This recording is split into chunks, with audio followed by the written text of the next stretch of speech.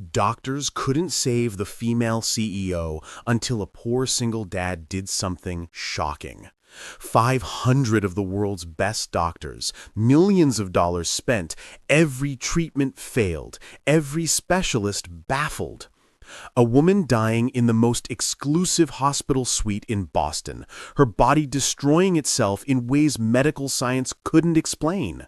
And then, at 3 in the morning, a man knocked on her door holding a small glass jar, and what happened next would change everything they thought they knew about healing, about wisdom, and about who gets to be a hero. Before we continue, please tell us, where in the world are you tuning in from? We love seeing how far our stories travel. The fluorescent hallway lights of St. Mary's Hospital hummed their usual monotone symphony as Jonah Graves stood outside Suite 12, his heart hammering against his ribcage. His weathered hands, calloused from years of gripping mop handles and pushing industrial cleaning equipment, trembled slightly as they clutched the small glass jar.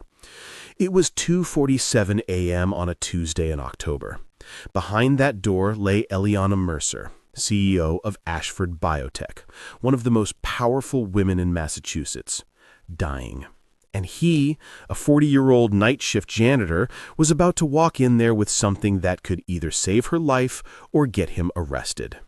His janitor's uniform suddenly felt too tight. The jar felt impossibly heavy.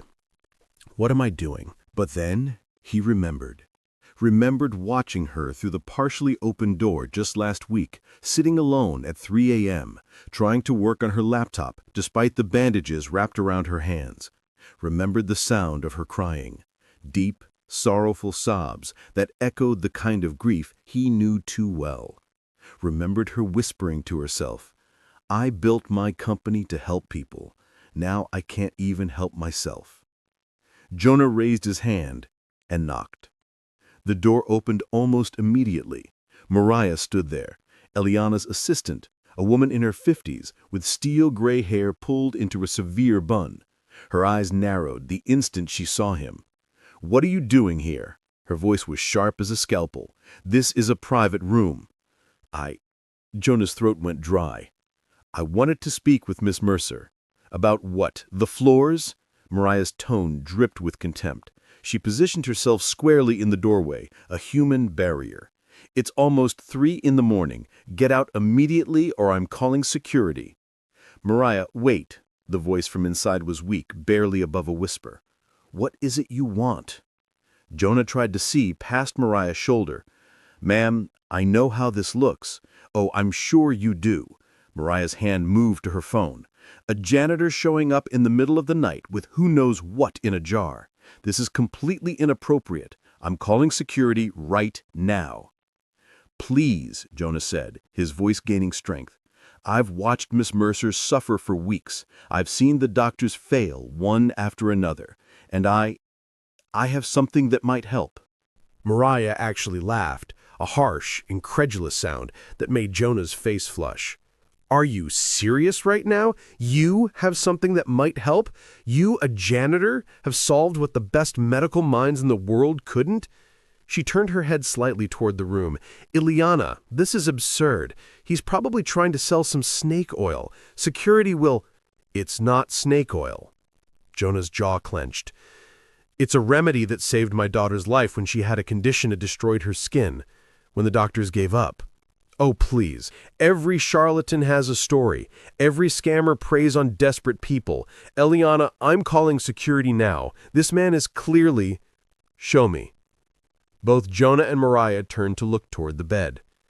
"Eliana, you can't be serious," Mariah protested, her voice rising. "This man is a nobody. He cleans floors. He probably got this concoction from some internet conspiracy site.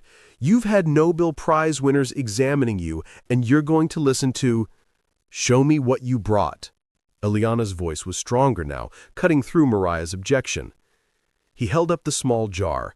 Through the glass, a golden substance caught the light. "It's a specific mixture of calendula, colloidal oatmeal, raw honey, and lavender oil, but the key is in how it's prepared and where the ingredients come from." Mariah scoffed loudly.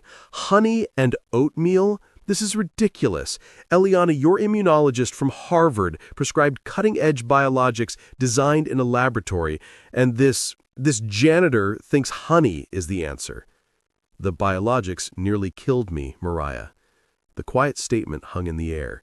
That's different, Mariah shot back. That was real medicine, not some grandmother's recipe from a man who probably didn't even graduate high school.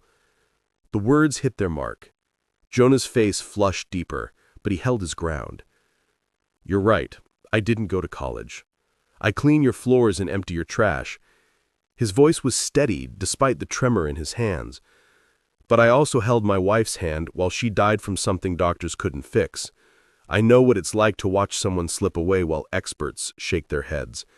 And I know what it's like to see a miracle when my daughter's skin healed after everyone said it was impossible. This is emotional manipulation. Mariah turned fully toward the bed now. He's playing on your desperation.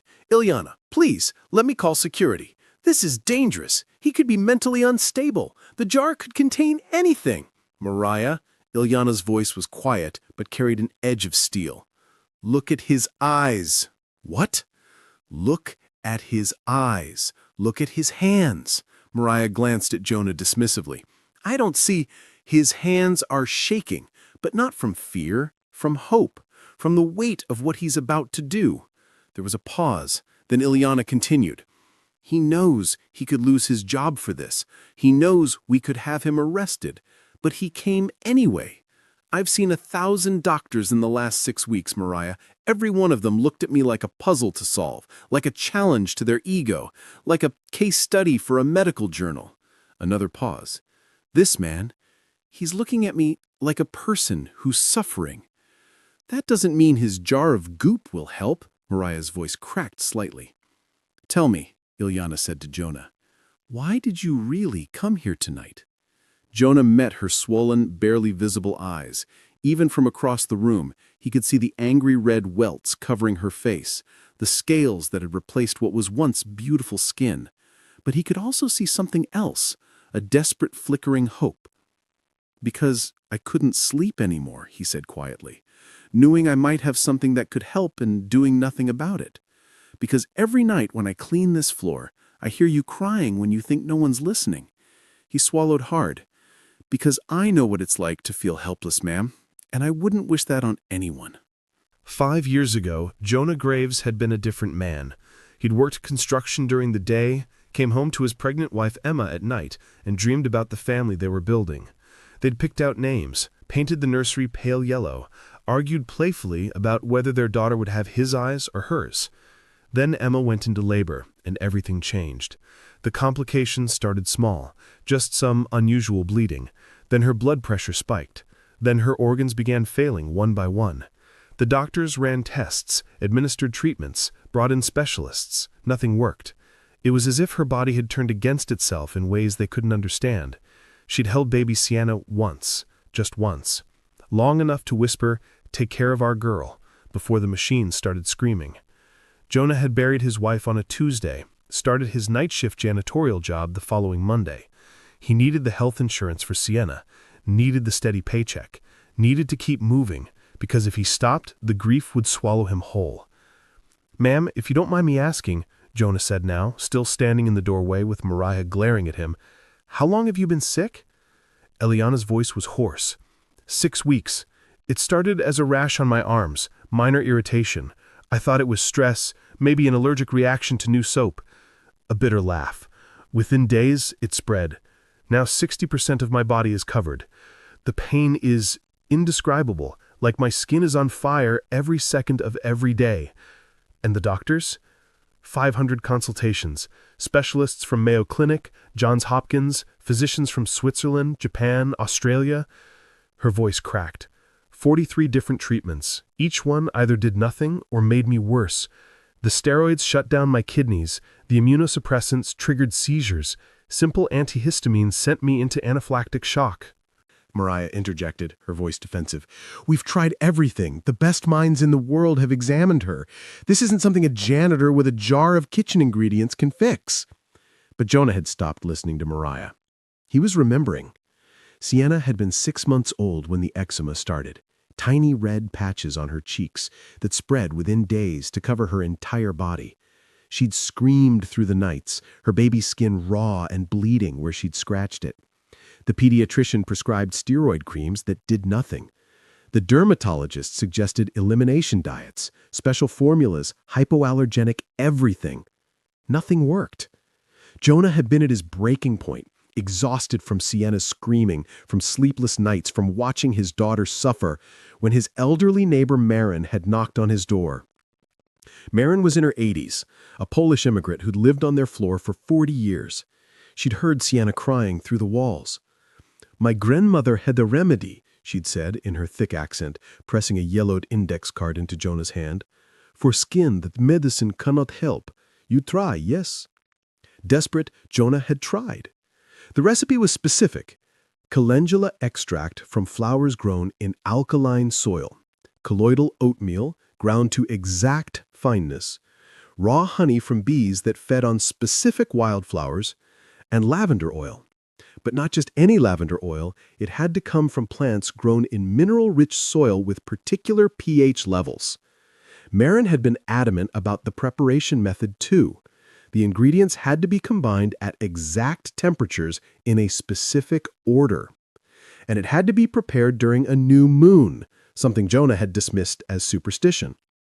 But he'd followed every instruction anyway. Within 3 days, Sienna's skin had started healing. Within a week, it was completely clear. The pediatrician was baffled. The dermatologist had no explanation.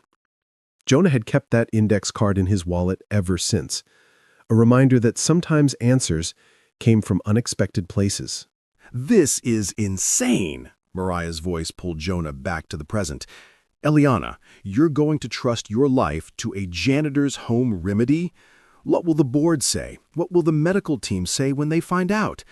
What have they done for me?" "Mariah," there was steel in Eliana's weak voice now. "500 doctors, millions of dollars, and I'm still dying.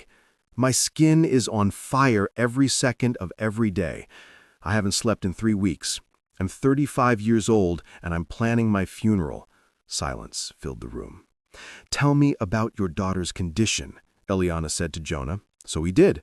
He explained Sienna's eczema, the failed treatments, Maren's remedy, the specific ingredients and why they mattered. He talked about how calendula had anti-inflammatory properties, how colloidal oatmeal was actually FDA approved for treating skin conditions, how raw honey provided antimicrobial effects. Mariah paced the room, periodically scoffing and rolling her eyes. But Eliana listened intently, her scientific mind engaging despite her pain. "The lavender oil," Eliana said slowly. "You mentioned specific soil conditions, mineral-rich with particular pH levels, that could theoretically affect the chemical composition of the essential oils produced by the plant. You're actually considering this?" Mariah was aghast. "What else do I have to consider?" Eliana's voice rose slightly. "Another team from Berlin will tell me they've never seen anything like this. More steroids that shut down my organs. More nights wondering if I'll wake up tomorrow. But he's nobody." Mariah gestured at Jonah's uniform, her face flushed with frustration. "And maybe," Eliana said slowly, each word deliberate, "that's exactly why he can see what everyone else missed. Sometimes the answer isn't in making things more complex. Sometimes it's in remembering simplicity." Jonah placed the jar gently on the bedside table. His hands had stopped shaking. "I'll leave it here, ma'am. The instructions are taped to the side. If you decide not to use it, I understand completely. I had to try." He turned to leave. "Wait." Jonah stopped, his hand on the doorframe. "If I use this, will you come back tomorrow night to see if it worked?" Mariah made a sound of complete exasperation, but Jonah ignored her. "Yes, ma'am," he said simply. "I'll come back." After Jonah left, Mariah immediately launched into a tirade. "This is the most irresponsible thing you've ever done. A janitor, Eliana, a complete nobody with some jar of who knows what. The media will have a field day if they find out the CEO of a pharmaceutical company resorted to..." "Mariah," Ileana's voice cut through the rant. In all your concerns about appearances and protocols and what people will think, did you notice something? What? He never asked for money, never mentioned a reward, didn't even ask me to try it. He just left it here and said he understands if I don't use it. Mariah fell silent, her mouth opening and closing without sound. 500 doctors, and not one of them looked at me the way that man just did. Like I was a person, not a medical mystery, not a challenge to their reputation. Just a person who's suffering. The room fell quiet, except for the soft beeping of monitors. I'm going to try it. Ileana, just a small amount, on one patch of skin. If it makes things worse, we'll know immediately. But if it helps, Mariah, if it helps even a little. That night, despite Mariah's continued protests, Ileana carefully applied a small amount of the remedy to a patch of affected skin on her forearm. The texture was smooth, the scent gentle, lavender and honey. Within minutes, the incessant burning sensation began to ease. Not much, just enough to be noticeable. By morning, something remarkable had happened. The angry red welts in that small patch had calmed to pink, the scales had softened, and for the first time in 6 weeks, that section of skin didn't feel like it was being held over an open flame. Mariah stared at Ileana's arm in shock. It's probably coincidence. Spontaneous improvement. These things happen.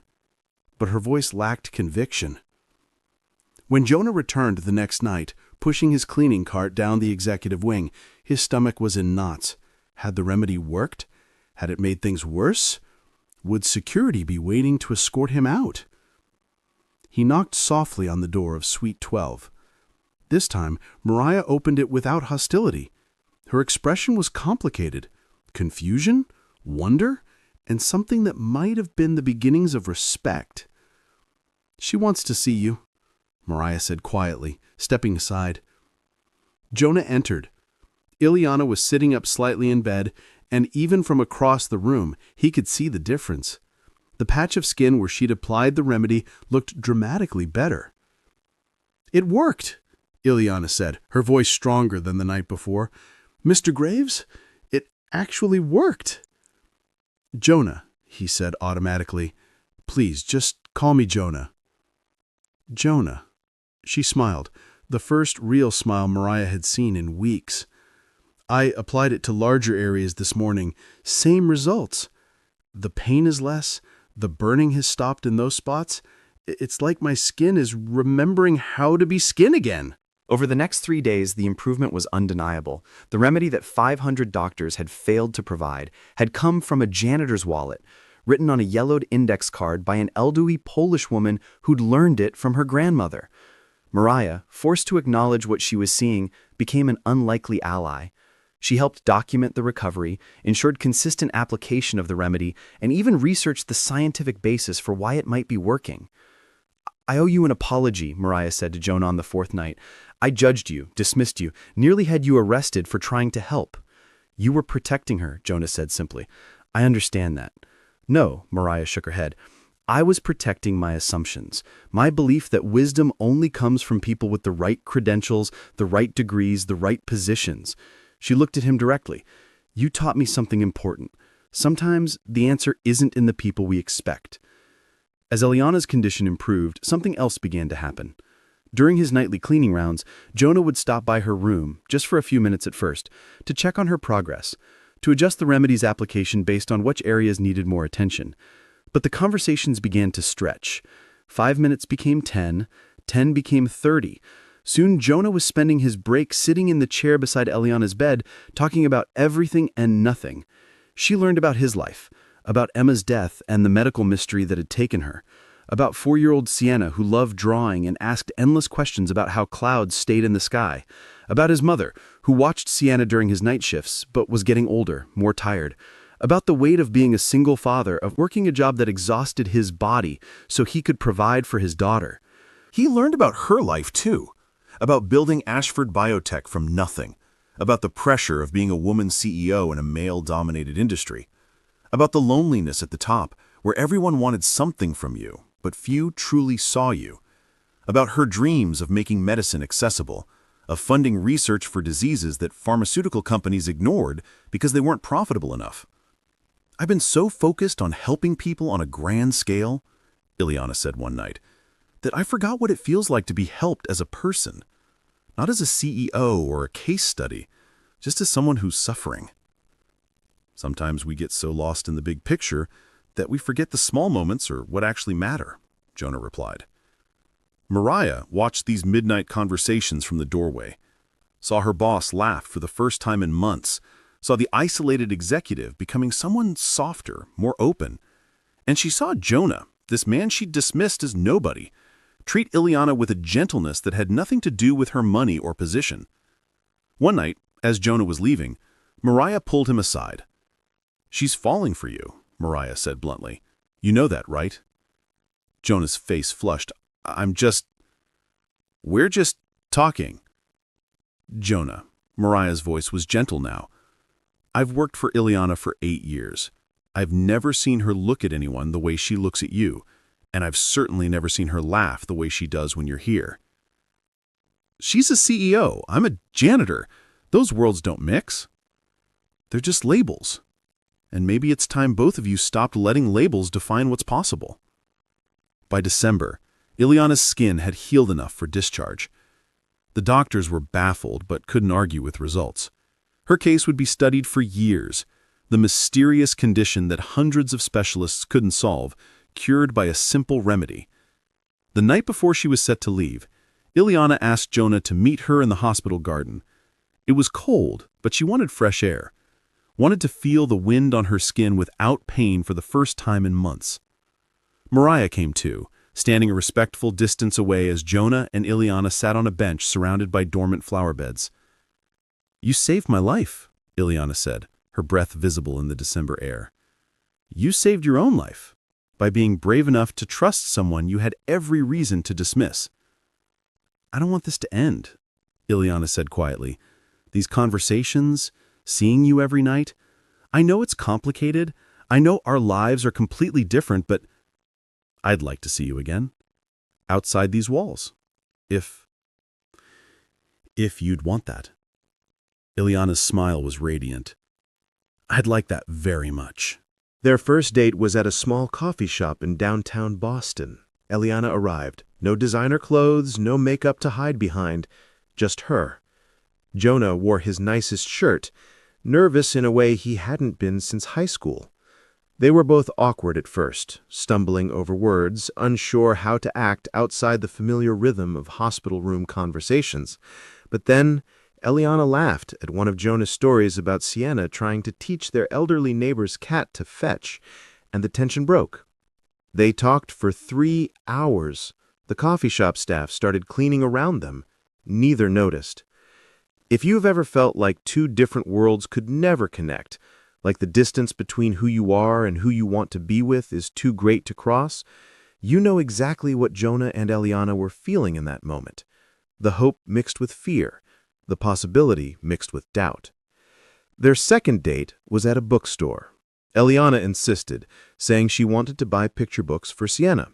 She spent 40 minutes carefully selecting stories about brave girls and curious minds, asking Jonah detailed questions about what his daughter would like. Watching her flip through children's books with such genuine care, Jonah felt something shift in his chest. This wasn't the powerful CEO. This was just a woman who wanted to make a 4-year-old happy. "Would you—" he hesitated. "Would you want to meet her? Sienna, I mean. No pressure. It's just—" "Yes." Ileana's answer was immediate. "I'd love to." The following Saturday, Ileana arrived at Jonah's modest apartment in a middle-class neighborhood 40 minutes from Boston's downtown. She held a stuffed bunny and a set of watercolor paints, gifts she'd agonized over for days, terrified of getting it wrong. Sienna peeked out from behind Jonah's leg, her eyes wide and curious. Ileana knelt down to her level, making herself smaller, less intimidating. "Hi, Sienna." Your daddy told me you like to draw. I brought some paints. Want to show me what you can make? For a long moment, Sienna just stared. Then, slowly, she emerged from behind Jonah's leg. "Can you paint clouds?" Sienna asked in her small voice. "I'm not very good at it," Eliana admitted. "But maybe you could teach me?" That afternoon, Jonah watched from his tiny kitchen as Eliana and his daughter sat on the living room floor, surrounded by papers and paint. Eliana asked Sienna about each drawing with genuine interest, not the polite attention adults sometimes give children, but real curiosity. "This one is Daddy," Sienna explained, pointing to a stick figure with a big smile. "And this is me. And this—" She hesitated, glancing at Eliana shyly. "This could be you, if you want." Eliana's eyes glistened. "I would love that." Over the following months, Eliana became woven into the fabric of their small family. She took Sienna to the aquarium, patiently explaining about each creature while Sienna pressed her face against the glass in wonder. They went to parks, where Eliana pushed Sienna on swings, and Jonah watched them both, his heart full in a way he hadn't felt since Emma.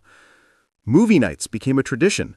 The three of them squeezed onto Jonah's old couch, sharing popcorn, Sienna eventually falling asleep between them. Eliana would carefully lift Sienna's head onto her lap, stroking her hair with a tenderness that made Jonah's throat tight. One evening, as Jonah tucked Sienna into bed, his daughter looked up at him with serious eyes. "Daddy," she whispered, "is Ellie going to be my new mommy?" Jonah's breath caught. "Would you want that, sweetheart?" Sienna nodded vigorously. "She's nice, and she knows about clouds, and she doesn't leave even when I ask her a million questions." After Sienna fell asleep, Jonah found Eliana in the living room. He told her what Sienna had asked. Eliana was quiet for a long moment. Then she said, "I never thought I'd have this. A family. I was always too busy, too focused on the company. I told myself I didn't need it. But then I met you and Sienna, and I realized I wasn't too busy. I was just waiting for the right people." Eliana invited them to her home the following weekend, a massive house in an exclusive Boston suburb. Sienna's eyes went wide as they drove through the gates. "You live in a castle," Sienna breathed. Eliana laughed. "It's too big for just me. Houses like this need families. They need laughter and messy art projects and people who actually live in them, not just sleep there between workdays." Jonah's mother came to visit one afternoon, the woman who'd been caring for Sienna during Jonah's night shifts, exhausted but loving. She watched Eliana interact with her granddaughter, saw how naturally they fit together. Later, as Eliana showed Sienna the garden, Jonah's mother pulled him aside. "She looks at you the way Emma did," his mother said quietly.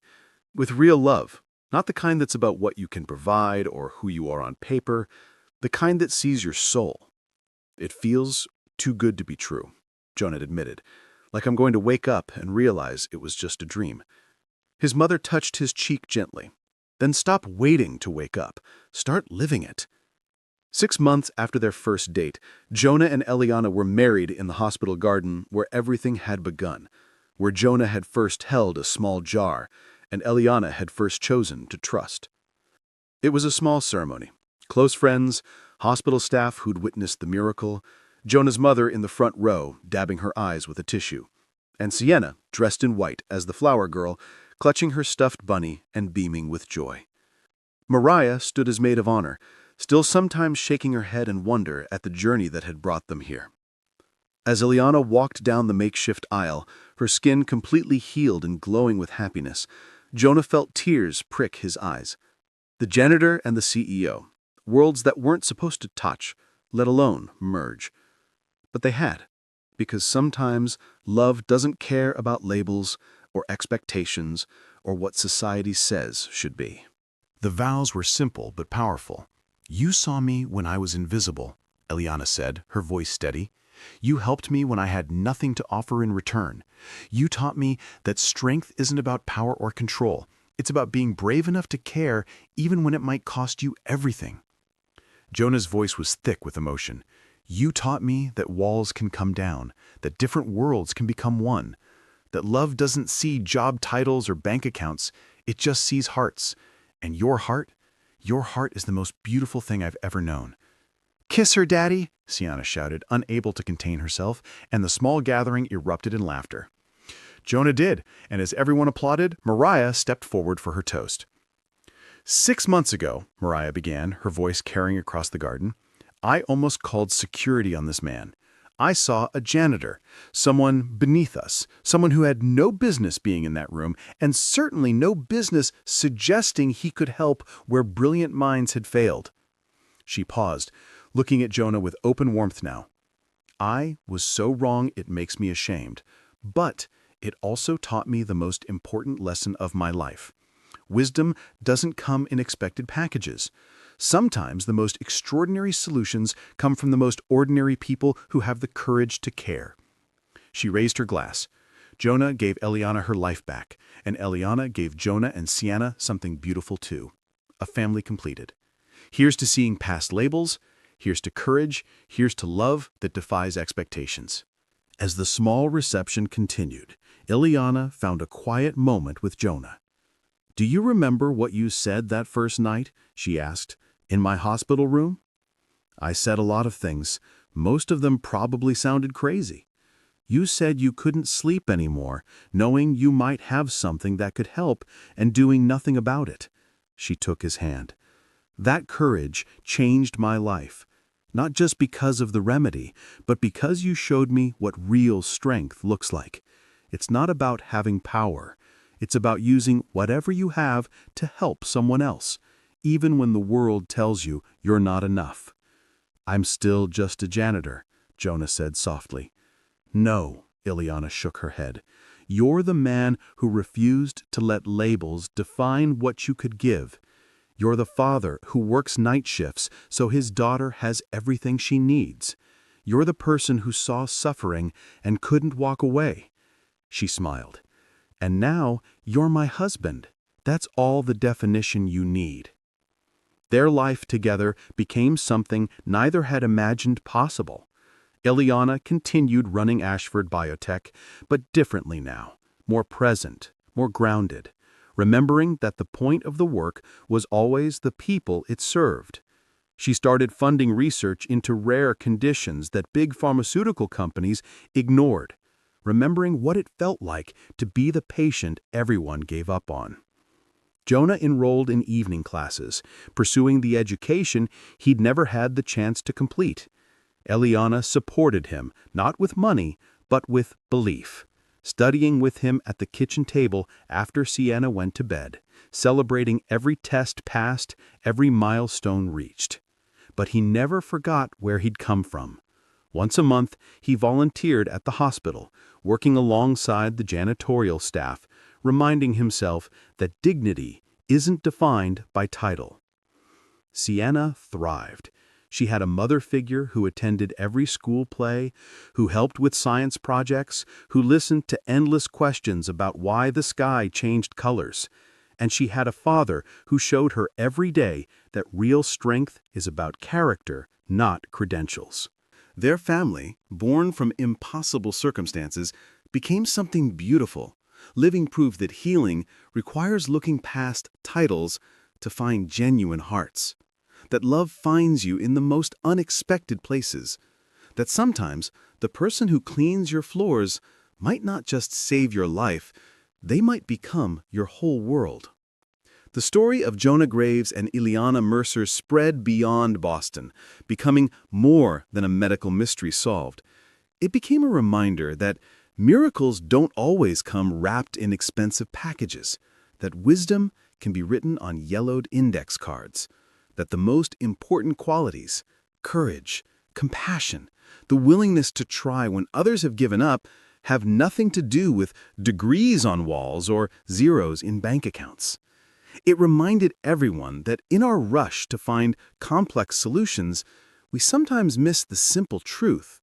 Healing begins when we're brave enough to see past what someone is labeled as and instead see who they truly are. From a hospital room at 3 a.m., to a family built on courage and love, their story proved that sometimes the most extraordinary things happen when ordinary people refuse to accept that extraordinary is out of their reach. Have you ever found something beautiful in the most unexpected place? Have you ever been underestimated or witnessed someone everyone dismissed turn out to be exactly what was needed? Share your story in the comments. Hit that like button if this touched your heart, and subscribe so you never miss stories that remind us all that miracles are still possible. Because sometimes the answer you're looking for isn't in the places everyone tells you to look. Sometimes it's in the hands of someone the world overlooked. Someone who saw you not as a puzzle to solve, but as a person worth saving. And sometimes that makes all the difference.